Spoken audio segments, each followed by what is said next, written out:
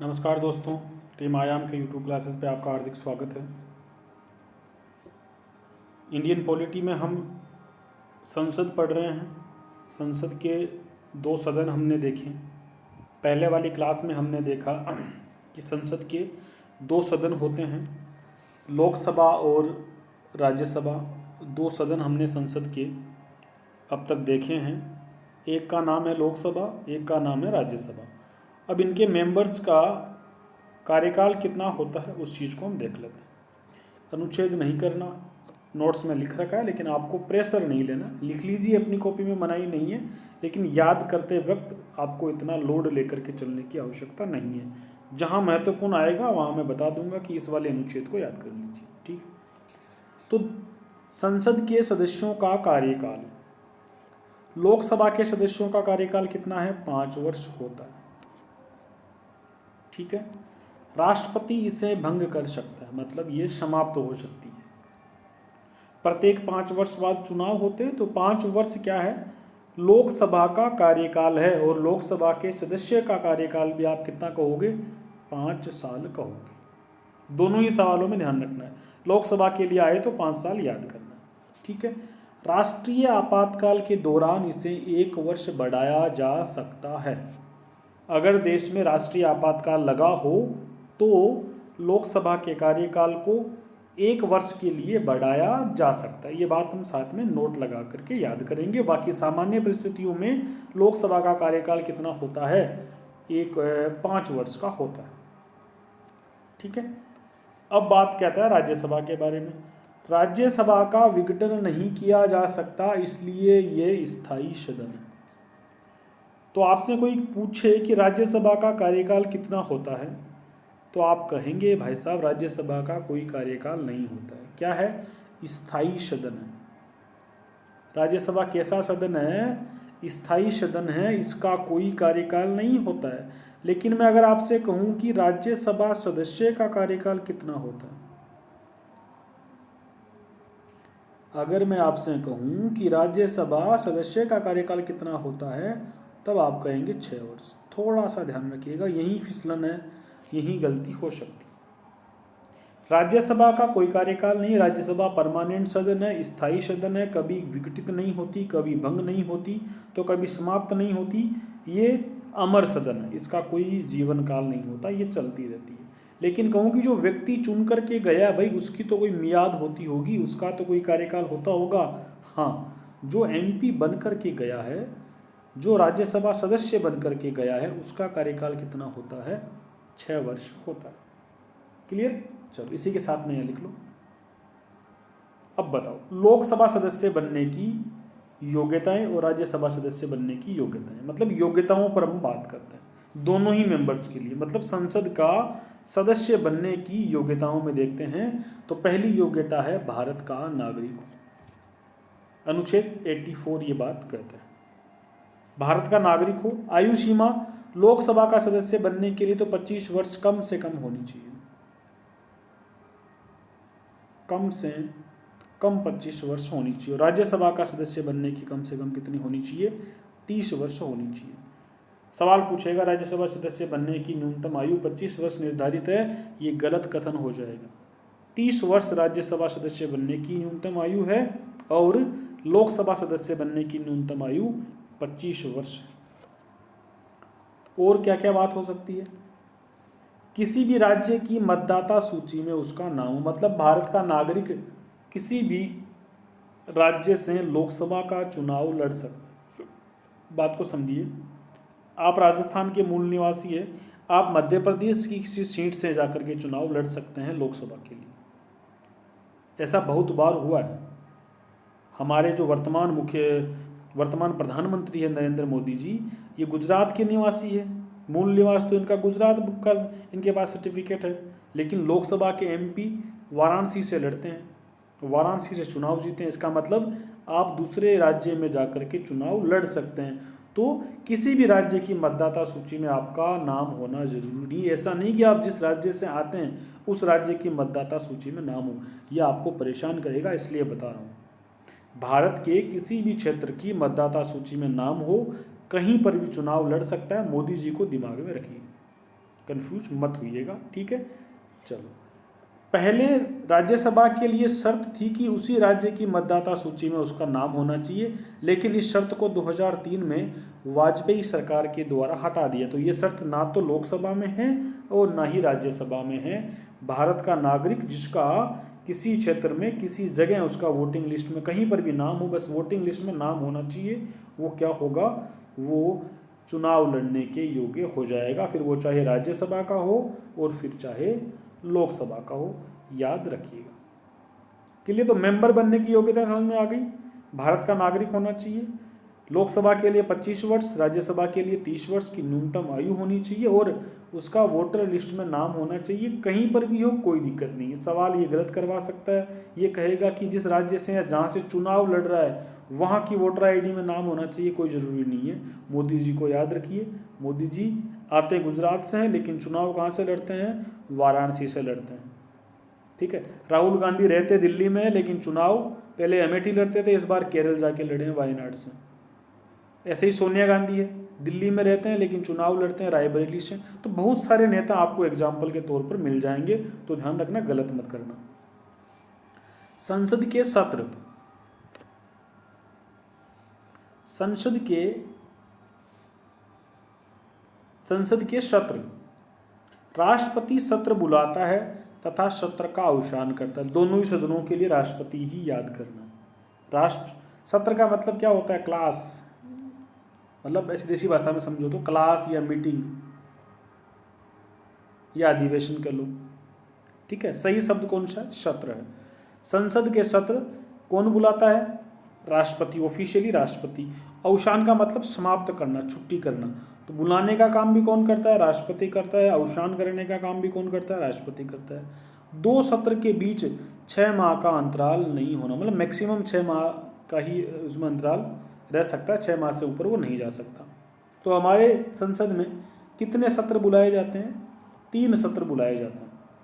एक तो होता है बजट सत्र, एक होता है मानसून सत्र, एक होता है शीतकालीन सत्र।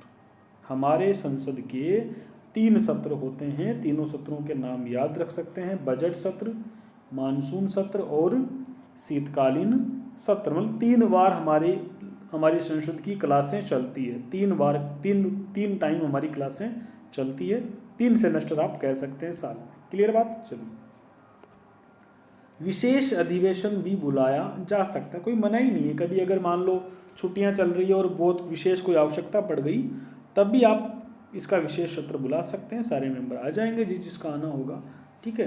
तो ये विशेष सत्र भी बुलाया जा सकता है। कौन बुलाएगा, वो राष्ट्रपति ही बुला सकता है। क्लियर। नहीं करना आर्टिकल याद।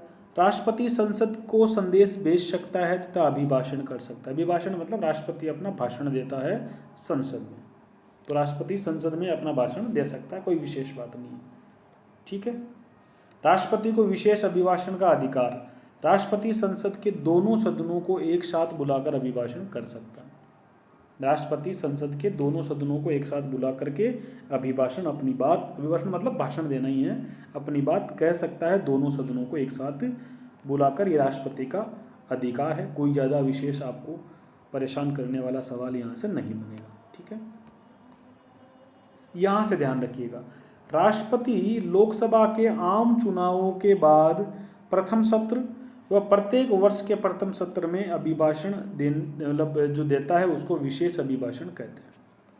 होता क्या है, नई, मैंने आपको पहले ही बताया, नई सरकार जब भी बनती है उसका पहला सत्र, मतलब चुनावों के बाद, हर 5 साल बाद चुनाव होते हैं, चुनावों के बाद जो पहला सत्र होता है, जो चुनावों के बाद पहली क्लास होती है, उस क्लास में राष्ट्रपति अपना भाषण देता है, ठीक है। उसे विशेष अभिभाषण कहते हैं। और प्रतिवर्ष जो पहला उसका भाषण होता है उसे भी हम क्या कहते हैं, विशेष भाषण कहते हैं। कहने का मतलब ये हुआ, राष्ट्रपति प्रत्येक चुनाव के बाद जो सत्र होगा उसमें भाषण देगा और प्रत्येक वर्ष में जो पहली मीटिंग होगी उसमें भाषण देगा। ये राष्ट्रपति का अधिकार है, अभिभाषण कहलाता है। क्लियर। चलो, मंत्री व महान्यायवादी संसद के दोनों सदनों की कार्यवाही में, ये जो सेंटेंस आ रहे हैं ना बार बार, ये सत्य असत्य वाले कथनों के लिए बनाए गए हैं, इनका कोई चैप्टर नहीं बनता, ठीक है। ये सत्य असत्य वाले कथनों के लिए आपको एज इट इज याद रखने हैं, सवाल क्या आ जाएगा, मंत्री व न्यायवादी महान्यायवादी संसद के सदनों की कार्यवाही में भाग नहीं ले सकते। गलत हो जाएगा, ले सकते हैं भाई। इस तरह के सेंटेंस याद रखिएगा। मंत्री, जो मंत्री आप जानते हैं, महान्यायवादी सरकार का वकील होता है, केंद्र सरकार का वकील होता है, वो संसद के दोनों सत्रों की कार्यवाहियों में भाग ले सकते हैं, ध्यान रखना, लेकिन उन्हें मतदान का अधिकार नहीं होता। भाई मंत्री होता है ना, वो तो क्या होता है, मेंबर भी होता है, तो वो तो मेंबर वाली हैसियत से वोट डाल देगा, लेकिन महान्यायवादी को वोट डालने का अधिकार नहीं होता। इस मंत्री को तो ऐसे ही फालतू लिखा गया है। सवाल जो आपको परेशान करेगा ना, वो महान्यायवादी के साथ करेगा। कथन आएगा, महान्यायवादी संसद के सदनों की कार्यवाही में भाग नहीं ले सकता, ले सकता है, वो कथन गलत हो जाएगा। महान्यायवादी संसद के दोनों सदनों की कार्यवाहियों में भाग ले सकता है, लेकिन मतदान नहीं कर सकता। मतलब कहने का ये हुआ, संसद में मतदान केवल संसद के जो सदस्य होते हैं वही कर सकते हैं, दूसरा कोई नहीं कर सकता। कार्यवाही में भाग महान्यायवादी बिल्कुल ले सकता है। ठीक है, अगला सेंटेंस, मंत्री और महान्यायवादी संसद के दोनों सदनों के समितियों के सदस्य बन सकते हैं। संसद के अंदर भी समितियां होती है, ठीक है, लोक लेखा समिति, प्राक्कलन समिति, सुरक्षा पे समितियां बनती है। हर अलग अलग क्षेत्र की कुछ समितियां होती है, लोकसभा के सदस्यों को लेकर के बनाई जाती है। उन समितियों में महान्यायवादी को उन समितियों का हिस्सा जरूर बनाया जा सकता है, कोई मनाही नहीं। उसमें चाहे मंत्री बने फिर महान्यायवादी बने, कोई दिक्कत नहीं है, लेकिन वोटिंग का राइट नहीं है। इस बात को अच्छे से याद रखिएगा। क्लियर, चलिए आगे बढ़ते हैं। अब देखते हैं लोकसभा का एक अध्यक्ष होगा। अब देखो आपके सिलेबस में देखो राष्ट्रपति लिखा गया है, बात को समझिएगा। देखो स्मार्ट स्टडी किसे कहते हैं, आपके सिलेबस में राष्ट्रपति लिखा हुआ है, प्रधानमंत्री लिखा हुआ है, ठीक है। लोकसभा का स्पीकर आपके सिलेबस में नहीं लिखा हुआ है, ठीक है। हालांकि ये आपके संसद पढ़ेंगे तब आ जाएगा, लेकिन संसद पढ़ेंगे तो फिर प्रधानमंत्री भी आ जाएगा, लेकिन प्रधानमंत्री का नाम स्पष्ट रूप से आपके सिलेबस में लिखा हुआ है, लोकसभा अध्यक्ष का नाम नहीं लिखा हुआ है। इसका मतलब है कि आपको लोकसभा अध्यक्ष नहीं पढ़ना, आपको संसद पढ़नी है, संसद की सामान्य जानकारियां पढ़नी है। क्यों? क्योंकि अगर जब पीएम लिखा है तो पीएम भी तो संसद का ही हिस्सा होता है, संसद में ही उसको किसी ना किसी सदन का मेंबर तो बनना पड़ेगा। तो फिर पीएम क्यों लिखा, है ना, फिर पीएम क्यों लिखा? मतलब जब पीएम को स्पष्ट रूप से लिखा है, राष्ट्रपति को स्पष्ट रूप से लिखा है, उस तरीके से लोकसभा अध्यक्ष को स्पष्ट रूप से नहीं लिखा है। इसका मतलब हमें आरएस प्रीलिम्स के लिए लोकसभा अध्यक्ष को कोई विशेष रूप से ज़्यादा जोर देकर पढ़ने की आवश्यकता नहीं है। ऊपरी ऊपरी हल्का सा याद रखिए कि लोकसभा में एक स्पीकर का प्रावधान होता है, लोकसभा में एक स्पीकर का प्रावधान होता है, इतना याद करेंगे। कौन पहला स्पीकर कौन बाद का स्पीकर, ऐसे झंझट में ये जो मैं चाहूँ तो आपको लिखा दूँ, देखो ये चीज़ें अच्छी है, लेकिन बेवजह के नोट्स अभी प्री के लिए तैयार मत करिए, कोई मतलब नहीं है। इतना सा याद करो कि लोकसभा अध्यक्ष जो होता है लोकसभा की बैठकों की अध्यक्षता करता है, लोकसभा के नियमों को लागू करता है, लोकसभा सदस्यों के त्यागपत्र स्वीकार करता है, लोकसभा के सदस्यों को निलंबित करता है, बर्खास्त करता है, लोकसभा में बराबर मत हो तो निर्णायक मत दे सकता है, कोई विधेयक धन विधेयक है या नहीं इसका निर्धारण कर सकता है। कौन कर सकता है? लोकसभा का अध्यक्ष कर सकता है। तो ये शक्तियां लोकसभा अध्यक्ष के काम आती है। क्या है? लोकसभा की बैठकों की अध्यक्षता करता है, लोकसभा के नियमों को लागू करता है, लोकसभा के सदस्यों के त्यागपत्र स्वीकार करता है, लोकसभा के सदस्यों को निलंबित या बर्खास्त कर सकता है, यदि लोकसभा में बराबर मत हो तो निर्णायक मत दे सकता है, कोई विधेयक धन विधेयक है या नहीं इसका निर्धारण कर सकता है, इसका निर्णय अंतिम होता है। कोई विधेयक अभी आगे देखेंगे हम क्या होता है, लेकिन फिलहाल याद रखिए कि कोई विधेयक धन विधेयक है या नहीं ये निर्णय करने का अंतिम पावर किसके पास है? लोकसभा अध्यक्ष के पास है। लोकसभा अध्यक्ष ने कह दिया कि भाई धन विधेयक है तो वो है, उसने मना कर दिया तो वो नहीं है। और क्या क्या पावर है इसके पास? दोनों सदनों की संयुक्त बैठक की अध्यक्षता करता है। यानी कि जब भी लोकसभा और राज्यसभा की संयुक्त बैठक होती है, उस संयुक्त बैठक की अध्यक्षता करने का काम किसका है? हम कहेंगे लोकसभा अध्यक्ष का काम उसकी बैठक की अध्यक्षता करता है। दल बदल के दोषी का निर्णय भी कौन करता है? आज की वर्तमान स्थितियां हैं, हमें याद करना है। कल को हो सकता है कुछ बदलाव आ जाए, लेकिन वर्तमान में आपको याद करना है। दल बदल कानून के तहत सांसदों के दोषी होने का निर्णय कौन करता है? हम कहेंगे लोकसभा अध्यक्ष करता है। यहाँ ध्यान रखना, इससे भी गलती हो सकती है आपकी। ठीक है, चलो। विदेशों में जाने वाले संसदीय प्रतिनिधि मंडल का नेतृत्व भी कौन करता है? लोकसभा अध्यक्ष करता है। इसका चयन कैसे होता है? कोई दिक्कत नहीं है। अगर अधिकांश तो इसका चयन बड़ा आसानी से हो जाता है। जो सत्ता दल होता है, जिसकी सरकार होती है जिस पार्टी की, उसी पार्टी का एक मेंबर सर्वसम्मति से बना दिया जाता है। और फिर भी अगर जरूरत पड़ जाती है तो फिर उनकी वोटिंग से कर लेते हैं। ठीक है, कोई कार्यकाल फिक्स नहीं होता, जब तक रहती है सत्ता तब तक ये रहता है। बीच में अगर छोड़ना चाहें तो अपना इस्तीफा दे सकता है। ठीक है, तो कार्यकाल देखना चाहो तो लोकसभा अध्यक्ष का विघटित होने के बाद भी स्पीकर का पद रिक्त नहीं होता। ध्यान रखना इस बात का। लोकसभा के विघटन के बाद भी स्पीकर का पद रिक्त नहीं होता, बल्कि वह अगली लोकसभा की पहली बैठक तक अपने पद पर बना रहता है। ठीक है, लोकसभा अध्यक्ष व उपाध्यक्ष एक दूसरे को त्यागपत्र देते हैं। मतलब लोकसभा अध्यक्ष को अगर इस्तीफा देना हो तो वो राष्ट्रपति को, प्रधानमंत्री को, इनको नहीं देगा। किसे देगा? उपाध्यक्ष को देगा। और अगर उपाध्यक्ष को इस्तीफा देना हो तो वो अध्यक्ष साहब को देगा। ठीक है, हटाने की प्रक्रिया क्या है? 14 दिन का नोटिस दिया जाता है। ठीक है, इतना सी बात है। आप एक सामान्य तरीके से इसको हटा सकते हैं, कोई विशेष नहीं। एक प्रोटेम स्पीकर की बात आती है, इसको देख लो थोड़ा सा, कई बार पूछ लेते हैं। ठीक है, लोकसभा के आम चुनावों के बाद नवनिर्वाचित लोकसभा में राष्ट्रपति प्रोटेम स्पीकर को नियुक्त करता है। सामान्यतः वरिष्ठतम सदस्य को प्रोटेम स्पीकर बनाया जाता है। बात को समझो। चुनाव हो गए, चुनाव के बाद सारे लोग, जितने भी एमपी जीत करके आते हैं, वो लोकसभा में इकट्ठे होते हैं। तो पहले दिन किसी एक को उनका स्पीकर चुना जाता है अस्थायी रूप से। पहले दिन की मीट, भाई क्लास का मॉनिटर होना जरूरी है। चाहे एक दिन के लिए इकट्ठे आए हो, आपकी क्लास का मॉनिटर होना जरूरी है। तो ये लोकसभा अध्यक्ष एज ए मॉनिटर ही काम करता है। तो पहले उस एक दिन के लिए एक मॉनिटर चुनते हैं। उस एक दिन के उस अस्थायी मॉनिटर को क्या कहते हैं? प्रोटेम स्पीकर कहते हैं। और राष्ट्रपति उसकी नियुक्ति करता है। ठीक है, और ये हमारी परंपरा रही है कि जो सबसे वरिष्ठ मेंबर होता है उस सदन का, उसी को प्रोटेम स्पीकर उस दिन के लिए चुना जाता है। ठीक है, इस प्रोटेम स्पीकर के 2 काम होते हैं। लोकसभा के सभी सदस्यों को जो पहली बार आते हैं तो शपथ दिलाते हैं ना, तो शपथ दिलाने का काम इसी प्रोटेम स्पीकर का होता है। और एक स्थायी अध्यक्ष का चुनाव भी यही करवाता है कि भाई स्थायी अध्यक्ष का चुनाव कर लो। ठीक है, और जैसे ही स्थायी अध्यक्ष होता है, जब चुन करके नया अध्यक्ष आता है, तो इस प्रोटेम स्पीकर का पद समाप्त हो जाता है। क्लियर? उपाध्यक्ष को पढ़ना जरूरी नहीं है, ये देश का पैनल आपको नहीं पढ़ना। राज्यसभा का सभापति थोड़ा सा देख लो, कुछ ज़्यादा विशेष नहीं करना। उपराष्ट्रपति होता है ना हमारा, वो राज्यसभा का पदेन सभापति होता है। अब आपको उपराष्ट्रपति नहीं पढ़ना है क्योंकि आपके सिलेबस में लिखा हुआ नहीं है ना, ध्यान रखना है बस। उपराष्ट्रपति जो है राज्यसभा का पदेन सभापति होता है। इसकी शक्तियाँ लगभग स्पीकर के समान ही होती है। थोड़ा सा अपवाद है भाई, धन विधेयक के संबंध में इसको राइट नहीं है क्योंकि वो लोकसभा में पेश होता है। स्पीकर ही तय करता है कि धन विधेयक है या नहीं है।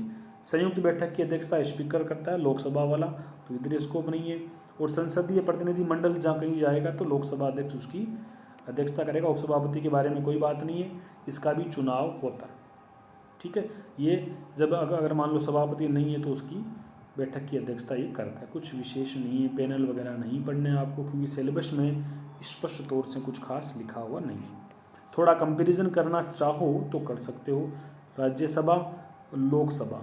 राज्यसभा का सभापति पदेन होता है, मतलब उपराष्ट्रपति को, जिस आदमी के पास 2 पद होते हैं ना, तो उसके दूसरे वाले पद को पदेन कह देते हैं। जैसे एक आदमी अगर 2 पद सुशोभित करता है ना, तो उसको आप कह सकते हो कि पदेन अध्यक्ष या पदेन सभापति। भारत का उपराष्ट्रपति होता है, वो हमारी राज्यसभा का सभापति भी होता है। तो उसके पास एक पद तो उपराष्ट्रपति का पहले से है और सभापति का दूसरा पद और आगे, इसलिए उसे कहते हैं पदेन सभापति। ठीक है, मतलब नया बनाने की आवश्यकता नहीं है। उपसभापति होता है, इसका निर्वाचन हम करते हैं। उसी तरह लोकसभा में अध्यक्ष उपाध्यक्ष दोनों का ही क्या होता है, निर्वाचन होता है। ठीक है, चलो हटाने वटाने की प्रक्रिया बड़ी आसान है। जची नई संसद का जिस सदन के वो हैं उस सदन के लोग मिलकर के हटा दो। ठीक है, एक होता है सदन का नेता, ये संसद से सवाल पूछ सकता है, आसान सवाल पूछेगा। प्रधानमंत्री जिस सदन का सदस्य होता है वह उस सदन का नेता होता है, तथा दूसरे सदन में पीएम किसी दूसरे कैबिनेट मंत्री को सदन का नेता नियुक्त करता है।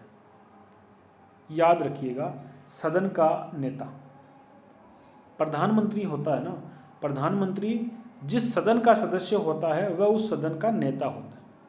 जैसे भारतीय प्रधानमंत्री नरेंद्र मोदी हैं, लोकसभा के सदस्य हैं, तो अगर आपसे कोई कहे कि लोकसभा का नेता कौन है, तो लोकसभा का नेता होता है प्रधानमंत्री।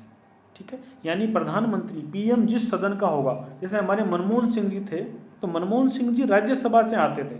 मनमोहन सिंह जी लोकसभा के मेंबर नहीं बने कभी, लेकिन वो राज्यसभा से आते थे, तो वहाँ से वो उसके नेता बन गए। दूसरे सदन के जिस सदन का दूसरा सदन होता है वहाँ पर वो उसको दूसरे को नियुक्त कर देते हैं, खुद वहाँ से होता है। अभी राज्यसभा के नेता कौन थे, थावरचंद गहलोत, पहले की बात है, ये ध्यान रखिएगा। तो अभी प्रधानमंत्री मोदी जो है वो लोकसभा के यानी सदन के नेता कहलाएंगे। ठीक है, विपक्ष का नेता क्या होता है, तो विपक्षी पार्टी का जो सबसे बड़ी पार्टी होती है उसका लीडर, उसका एक नेता, या तो उसका मुख्य नेता उसको बना देते हैं या फिर उसमें से किसी एक सदस्य को बना देते हैं। ठीक है, 1969 में यह पद सृजित किया गया, 1977 में संवैधानिक दर्जा दिया। कोई विशेष बात इधर से नहीं करनी, कैबिनेट मंत्री के समान दर्जा मिलता है, इसे इतना याद करना है। विपक्ष का नेता को कैबिनेट मंत्री के समान दर्जा मिलता है। अभी विपक्ष का नेता कौन है, राहुल गांधी नहीं, इस बात को ध्यान रखना, अधीर रंजन चौधरी है, अधीर रंजन चौधरी। लोकसभा में विपक्ष का नेता कौन है, अधीर रंजन, सवाल पूछ सकता है ये। लोकसभा में विपक्ष का नेता कौन है, अधीर रंजन चौधरी, पश्चिम बंगाल से आते हैं लोकसभा। इनको मंत्री के समान सुविधाएं मिलती हैं। ठीक है, और राज्यसभा में कौन है विपक्ष का नेता, देखो लोकसभा में तो आपने देख लिया, लोकसभा में तो कौन है, अधीर रंजन चौधरी। राज्यसभा में कौन है, मल्लिकार्जुन खड़गे, मल्लिकार्जुन खड़गे साहब, मल्लिकार्जुन खड़गे राज्यसभा में। पहले गुलाम नबी आज़ाद थे, लेकिन वो उनका कार्यकाल पूरा हो गया, उनके 6 वर्ष पूरे हो गए तो वो निकल गए वहाँ से, उनका क्या सेवानिवृत्ति हो गई, वो रिटायर हो गए। तो अब किसको बनाया गया है, मल्लिकार्जुन खड़गे को। सवाल नया नया बनाया है तो पूछा जा सकता है। कुछ ही समय पहले अभी गुलाम नबी आज़ाद साहब का रिटायरमेंट हुआ था राज्यसभा से, तो अब उनकी जगह मल्लिकार्जुन खड़गे को बना दिया गया। क्लियर, कोई मतलब नहीं विपक्षी दल विप वगैरह। ये विप थोड़ा सा देख सकते हो क्या होती है, विप क्या होती है। प्रत्येक राजनीतिक दल सदन में अपना एक सचेतक नियुक्त करता है। सचेतक सदन में अपने सदस्यों के आचरण को नियंत्रित करता है। जैसे मान लो कांग्रेस है, भाजपा है, बाकी दूसरे दल है, तो इनका अपना एक सचेतक होता है, एक आदमी को ये सचेतक नियुक्त करते हैं। वो क्या करता है, अपनी टीम के बाकी मेंबर्स के आचरण को नियंत्रित करता है, उनकी एक तरह से ध्यान रखता है कि आज हमको क्या करना है, कैसे वोट डालना है, किस मुद्दे पर हमें बात करनी है। थोड़ा सा उनका रोज की उनकी जो है ना, एक तरह से डायरी मेंटेन करता है। ठीक है, सभी सदस्यों को विप की आज्ञा का पालन करना आवश्यक है। विप मतलब एक आदेश होता है, सामूहिक आदेश कि आज हमको ये करना है। जैसे कांग्रेस के सदस्यों को बोल दिया कि हमें इस बिल के विरोध में वोट डालना है सरकार के। अब मान लो कोई सदस्य नाराज है, वो बोले कि मैं तो अगेंस्ट डालूंगा, तो वो ऐसा नहीं कर सकता, उसको उस विप को मानना ही मानना होगा। यदि कोई विप का उल्लंघन करता है तो उसका दल उसे 15 दिन में क्षमा नहीं करता है तो वह दल बदल का दोषी माना जाता है तथा सदन में उसकी सदस्यता की समाप्ति हो जाती है। जैसे मान लो कोई विधेयक आया है, मान लो कृषि कानून आए हुए थे, पास हो गए, अब तो कृषि कानून आए हुए थे और कांग्रेस का कोई मेंबर कह रहा है कि मैं तो भाई कृषि कानूनों के पक्ष में, भाजपा के पक्ष में वोटिंग करूंगा अगर वोट की नौबत आई तो। कांग्रेस पार्टी के सारे मेंबर कह रहे हैं भाई मांझा मत कर, लेकिन वो उल्टा चला जाता है। ऐसी स्थिति में क्या होगा, 15 दिन में अगर कांग्रेस पार्टी उसे माफ़ नहीं करती है तो वो दल बदल का दोषी होगा, उसकी मेंबरशिप जा सकती है। ये होती है विप, मतलब अपने दल की नीतियों को, अपने दल के निर्णयों को मानना पड़ता है जिस दल से आप वहाँ सदस्य चुन करके आए हैं। ये होती है विप। शैडो कैबिनेट कोई मतलब नहीं है, ऐसे ही मतलब विपक्षी दल एक कैबिनेट बनाते हैं। किचन कैबिनेट जो मुख्यमंत्री के खास होते हैं ना मंत्री, उनको कहते हैं किचन कैबिनेट, कोई विशेष नहीं है। त्रिशंकु विधानसभा, जब 3 बड़े बड़े दल बन जाते हैं त्रिशंकु हो जाती है। एक लेमडक सेशन, बहुत ज़्यादा याद रखिएगा इसको, लेमडक सेशन, अगली लोकसभा के चुनाव के बाद निवर्तमान लोकसभा का सत्र लेमडक सेशन कहलाता है। आप यूँ समझिए जो अंतिम सत्र होता है ना, अंतिम सत्र, ये कहलाता है लेमडक सेशन। भाई जैसे मान लो हमारी क्लास में होता है ना अपने सेमेस्टर का अंतिम क्लास, वैसे ही किसी भी लोकसभा का जो अंतिम सत्र होता है, भाई इसके बाद चुनाव होने वाली है, छुट्टियां हैं, वापस कोई चुनकर आएगा नहीं जाएगा, तो विदाई समारोह टाइप हो जाता है, उसे अंतिम सत्र को लेमडक सेशन हम कहेंगे। क्लियर?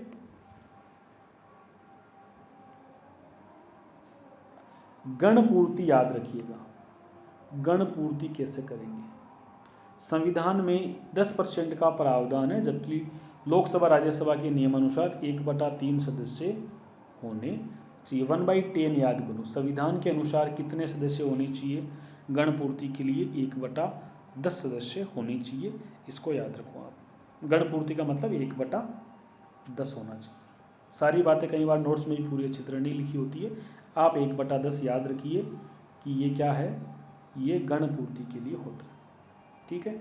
स्थानों का रिक्त होना, थोड़ा सा अच्छे से याद कर लीजिए, क्या पता सवाल पूछ लें। ठीक है, इस आर्टिकल नहीं याद करना, सिर्फ कंसेप्ट याद करना है। स्थानों का रिक्त होना मतलब पद खाली होना।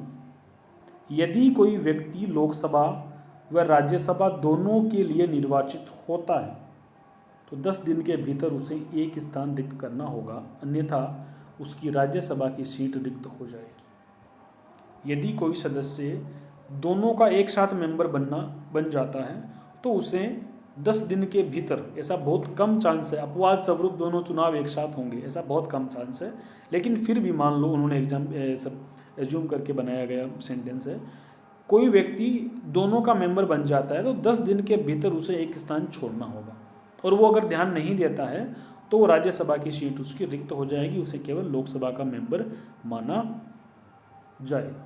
ठीक है। यदि कोई व्यक्ति अब पहले एक सदन का सदस्य है तथा बाद में दूसरे सदन का सदस्य निर्वाचित होता है तो पहले सदन की सदस्यता समाप्त हो जाएगी। भाई आप किसी सदन के सदस्य हैं, आप ऑलरेडी लोकसभा के सदस्य हैं और आप राज्यसभा का चुनाव लड़ लेते हैं और जीत जाते हैं, तो फिर आप राज्यसभा वाले ही बनेंगे पहले सदन, क्योंकि आपको अगर जब पहले का रहना था तो पहले की छोड़ी क्यों। सिंपल सी बात ही, दिमाग लगा सकते हो आप। भाई आप लोकसभा के मेंबर हो, ठीक है, आप लोकसभा के एमपी अभी भी हैं, लोकसभा के एमपी है। अब आप जब एमपी हो ऑलरेडी, फिर भी आप राज्यसभा का चुनाव लड़ रहे हो, इसका मतलब आप बनना चाहते हो, ठीक है, तो फिर वही ज्वाइन करिए, छोड़ दीजिए। तो ये तो आप बिल्कुल लॉजिक से लगा सकते हो कि भाई अगर ऑलरेडी किसी का मेंबर है, वो उसके होने के बावजूद भी चुनाव लड़ रहा है, तो पहले वाली तो उसकी जानी ही जानी है, अगली का ही मेंबर उसे बनाना है। ये देखिए, यदि कोई व्यक्ति लोकसभा की 2 सीट से निर्वाचित होता है, 10 दिन के भीतर उसे एक स्थान रिक्त करना होगा, अन्यथा उसके दोनों स्थान रिक्त हो जाएंगे। कई बार 2 सीटों से चुनाव लड़ते हैं। हमारे मोदी जी 2014 में 2 सीटों से चुनाव लड़े थे, वडोदरा और वाराणसी, दोनों सीटों से जीत गए थे।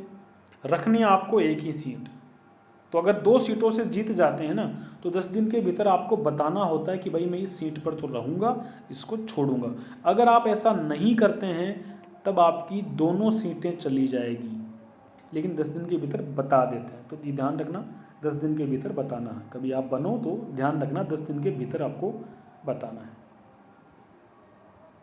यदि कोई व्यक्ति राज्य विधानसभा वह संसद का सदस्य एक साथ निर्वाचित होता है तो 14 दिन के भीतर उसे एक स्थान रिक्त करना होगा, अन्यथा उसकी संसद की सीट रिक्त हो जाएगी। अब कोई मान लो जैसे कई बार चुनाव साथ होते हैं, एक बार हुए थे उस समय, एक देश एक चुनाव की बात होती रहती है ना। अगर मान लो एक देश एक चुनाव की बात चले और एक साथ राजस्थान विधानसभा के चुनाव भी उसी समय हो और लोकसभा के चुनाव भी उसी समय हो, कोई रोक टोक तो है नहीं, एक व्यक्ति एक साथ 2 चुनाव लड़ सकता है। तो उसने लोकसभा का फॉर्म भी भरा है, राज्य और आपके राज्य विधानसभा का एमएलए के चुनाव का फॉर्म भी भरा है और दोनों सीट से जीत गया। ऐसी स्थिति में उसे 14 दिन के भीतर एक स्थान चूज करना पड़ेगा। अगर वो नहीं करता है तो उसकी संसद वाली सीट जो है खाली हो जाएगी। थोड़ी चीज़ों को याद रखिएगा, सत्य असत्य वाले कथनों में कहीं आपसे पूछने का। यदि कोई सांसद राष्ट्रपति या उपराष्ट्रपति निर्वाचित होता है तो उसकी सदन की सदस्यता समाप्त हो जाएगी। जैसे वेंकैया नायडू जी थे, वेंकैया नायडू जी को उपराष्ट्रपति बनाया तो उनकी ये जो संसद की सीट थी वो खाली हो गई। यदि कोई सांसद राज्यपाल नियुक्त होता है तो संसद की उसकी मेंबरशिप जो है वो चली जाती है। ठीक है। यदि कोई सांसद लगातार 60 दिन तक अनुपस्थित रहता है बिना बताए, तब भी उसकी जो है मेंबरशिप चली जाती है। ठीक है। न्यायालय किसी के चुनाव को रद्द कर दे तब भी सीधी सी बात है, जब चुनाव ही रद्द हो गया तो मेंबरशिप जाएगी। ठीक है। और कोई दल बदल का दोषी हो तब भी उसकी मेंबरशिप चली जाती है। थोड़ी सी इन बातों को ध्यान रखिएगा, हो सकता है सत्य असत्य वाले कथनों में आपसे कहीं पर ये पूछी जाए। ठीक है। अब शर्तें वगैरह आएगी, किन शर्तों पर उसको बाद में हटाया जा सकता है। यदि केंद्र व राज्य के अधीन लाभ के पद पर हो, कोई व्यक्ति अगर किसी लाभ के पद पर है ना, केंद्र और राज्य के अधीन, तो वो चुनाव उसमें उसका नहीं मेंबर रह सकता, उसको हटना पड़ेगा। ध्यान रखना, यूनिवर्सिटी के जो प्रोफेसर होते हैं ना, ये इलेक्शन लड़ सकते हैं बिना पद छोड़े। बड़ा इंटरेस्टिंग है। यूनिवर्सिटी के प्रोफेसर होते हैं ना, आपकी कॉलेजों में यूनिवर्सिटी में जो प्रोफेसर होते हैं वो चुनाव लड़ सकते हैं। मैंने जब पहली बार सोचा तो मैं सोचता है ऐसे कैसे हो सकता है, ये लोग तो गवर्नमेंट से पैसा उड़ाते हैं, गवर्नमेंट के कर्मचारी हो गए। लेकिन ये अपवाद है। यूनिवर्सिटी के प्रोफेसर होते हैं ना, वो चुनाव लड़ सकते हैं। जीत गए तो एमपी कहलाएंगे, नहीं जीते तो कोई बात नहीं, उनकी प्रोफेसरी जारी रहेगी। ऐसे बहुत सारे एग्जाम्पल आपको, सीपी जोशी प्रोफेसर है जो राजस्थान विधानसभा के स्पीकर है, ये मोहनलाल सुखाड़िया में शायद प्रोफेसर है जहाँ तक मैं सही हूँ। तो ये ऐसे प्रोफेसर चुनाव लड़ सकते हैं। ठीक है। मानसिक रूप से न्यायालय द्वारा विकृत घोषित अगर कर दिया, आपको दिवालिया घोषित कर दिया या पागल घोषित कर दिया, तब भी आप चुनाव नहीं हो सकता। ठीक है। भारत का नागरिक आप नहीं रहे, किसी दूसरे देश की नागरिकता ले ली, तब भी आप, सीधी सी बात है, ठीक है, नहीं रहोगे। संसद द्वारा नहीं, और कोई अगर मान लो संसद कानून बनाकर पारित करें तो वो चीज़ें उन पर लागू होगी। और जनप्रतिनिधित्व अधिनियम 1951 के तहत अगर कोई पारित किया गया कानून है तब भी आप नहीं। नॉर्मल से याद रखिए, भारत का नागरिक वगैरह वो सब योग्यताएं आपको याद रहेगी। तो ये लोकसभा के सदस्यों को लेकर के है। ठीक है।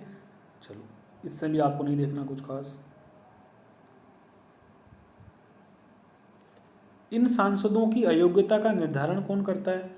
राष्ट्रपति करता है, चुनाव आयोग की सलाह से। फिर राष्ट्रपति की शक्ति आ गई ना, वहाँ भी राष्ट्रपति पढ़ा, वहाँ भी हमने पढ़ी थी, यहाँ वापस देख रहे हैं कि भाई संसद के सदस्यों की अयोग्यता का निर्धारण कौन करता है?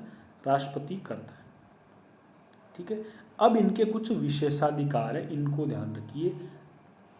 संसद के सदस्यों और समितियों के विशेषाधिकार, ये अच्छे से याद करिएगा, यहाँ से सवाल बनने के पूरे पूरे चांस रहेंगे। सामूहिक विशेषाधिकार, ठीक है, संसद के दोनों सदनों के संबंध में सामूहिक विशेषाधिकार निम्न है। कुछ विशेषाधिकार पूरी संसद को मिले होते हैं, पूरे सदन को मिले होते हैं। वो क्या है? इसे अपनी रिपोर्ट, वाद विवाद और कार्यवाही को प्रकाशित करने तथा अन्यों को इसे प्रकाशित न करने देने का भी अधिकार है। सदन को, लोकसभा को अपनी जो भी कार्यवाही होती है, वहाँ जो डिबेट हुई, उसे प्रकाशित करने का अधिकार है और किसी और को नहीं करने देने का भी अधिकार है। ठीक है। 1978 के 44वें संविधान संशोधन ने संसद की पूर्वानुमति बिना संसद की कार्यवाही की सही रिपोर्ट के प्रकाशन की प्रेस की स्वतंत्रता को पुनर्स्थापित किया, किंतु ये सदन की गुप्त बैठक के मामले में लागू नहीं होता। एक और तो आप कह रहे हो कि भाई जो सदन होता है उसको पावर है कि वो अपने सदन की जो भी डिबेट होती है, जो भी रिपोर्ट होती है, उसको किसी को प्रकाशित नहीं करने दें। लेकिन 44वें संविधान संशोधन द्वारा एक बात स्थापित कर दी गई कि अगर मान लो सही रिपोर्टिंग करिए, भाई जो सदन में हुआ है उसी की रिपोर्टिंग अगर करी है तो उसमें क्या गलत है। अगर कोई पत्रकार सदन में क्या हुआ उसको सुबह अखबार में लिखता है या अपने टीवी पर बताता है तो वो कोई बड़ी बात नहीं है, वो सही रिपोर्ट। हाँ, अगर तथ्यों को छुपा करके कोई रिपोर्टिंग की गई है तो वो गलत हो जाएगी। ठीक है, सही रिपोर्टिंग के संबंध में उसे प्रेस को आज़ादी है, लेकिन गुप्त बैठक अगर हुई है तब वो उसकी रिपोर्टिंग नहीं करेगा। साधारणतः आज लोकसभा में किसने क्या कहा उसका अगर कोई टीवी चैनल उसको बताता है शाम के प्राइम टाइम में, वो गलत नहीं है। लेकिन ये एक ऐसा अधिकार लोकसभा को है, राज्यसभा को है कि अपने सदन की रिपोर्टिंग के लिए मना भी कर सकता है, वो चाहे तो दरवाजे बंद कर सकता है। ठीक है, चलिए आगे बढ़ते हैं। ये इनका सामूहिक अधिकार है। यह अपनी कार्यवाही से व्यक्तियों को बाहर कर सकती है तथा कुछ आवश्यक मामलों पर विचार विमर्श हेतु गुप्त बैठक भी कर सकती है। भाई मान लो संसद को लग रहा है कि आज हमारी जो बैठक हो रही है उसमें कोई बाहर से व्यक्ति नहीं आएगा, तो फिर कोई नहीं आता, सब गेट बंद बाहर रहेंगे, तो वो इनका राइट है, गुप्त बैठक वो कर सकते हैं। ठीक है, ये अपनी कार्यवाही के संचालन, कार्य के प्रबंध तथा इन मामलों के निर्णय हेतु नियम भी बना सकती है। मतलब संसद अपने कैसे हमारा सिस्टम चलेगा वो अपने आप में ऐसा नियम उनके बनाए जा सकते हैं। यहाँ से कोई विशेष बात नहीं है। पहले 2 पॉइंट विशेष, ये सदस्यों के साथ साथ बाहरी लोगों को इनके विशेषाधिकारों के हनन या सदन की अवमानना करने पर निंदित, चेतावनी या कारावास द्वारा दंड दे सकती है। ठीक है, और सदस्यों के मामलों में उनको बर्खास्त या निष्कासन, निलंबित कर सकती है। मतलब अगर इनके रूल का, इनके विशेषाधिकारों का अगर हनन करता है कोई बाहरी व्यक्ति हो, चाहे वो सदन का मेंबर हो, उसको चेतावनी दे सकती है, उसको कारावास का दंड दे सकती है बाहर के व्यक्ति को, और निंदा भी कर सकती है। और उनका खुद का मेंबर है तो उसे बर्खास्त कर सकती है, उसका निलंबन या सदन से निष्कासन कर सकती है। ठीक है, इसे किसी सदस्य की बंदी, अवरोध, अपराध सिद्धि, कारावास या मुक्ति संबंधी तत्कालिक सूचना प्राप्त करने का अधिकार है।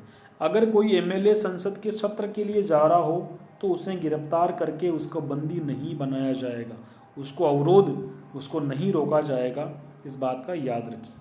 तो अगर इसके मेंबर को अगर मान लो कहीं पर गिरफ्तार कर लिया और वो संसद का सत्र में शामिल होने के लिए जा रहा है तो लोकसभा को अधिकार है कि वो उसके बारे में सूचना प्राप्त करें, क्योंकि वो जनता के हितों को उठाने जा रहे हैं। ठीक है, ये फालतू फालतू के लिखे हैं, कोई मतलब नहीं, इतना डिटेल नहीं करना।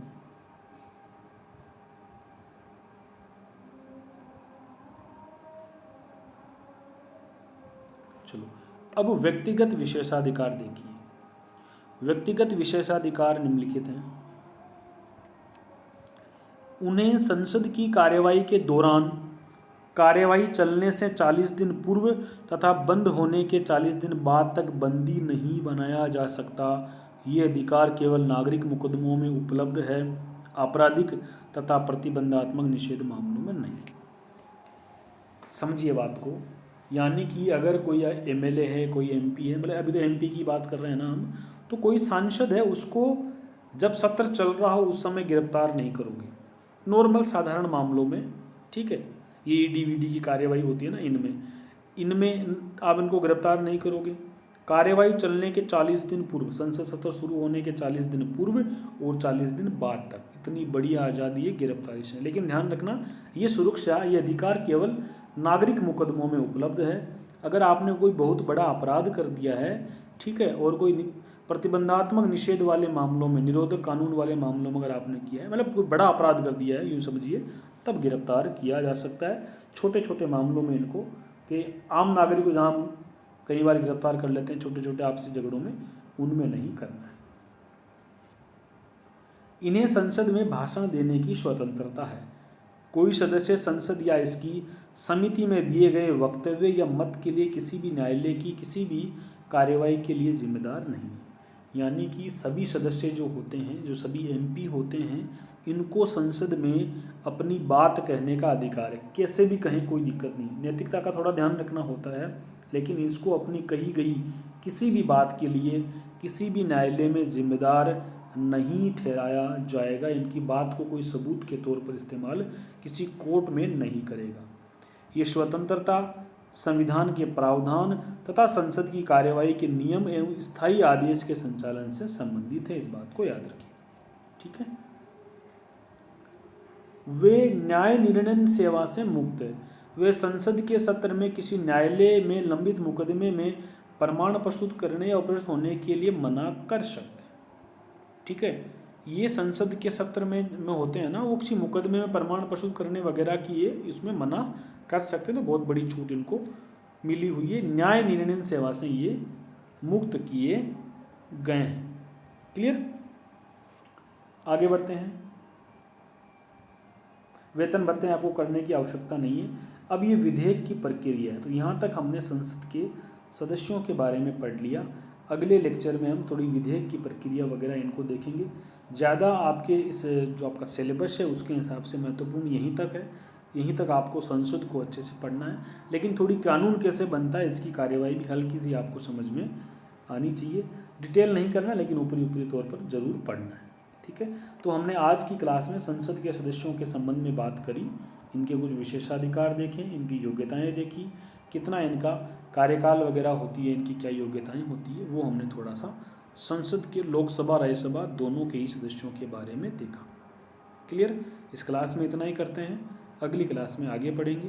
तब तक के लिए आपको मेरी ओर से बहुत बहुत शुभकामनाएं। ऑल द बेस्ट, धन्यवाद।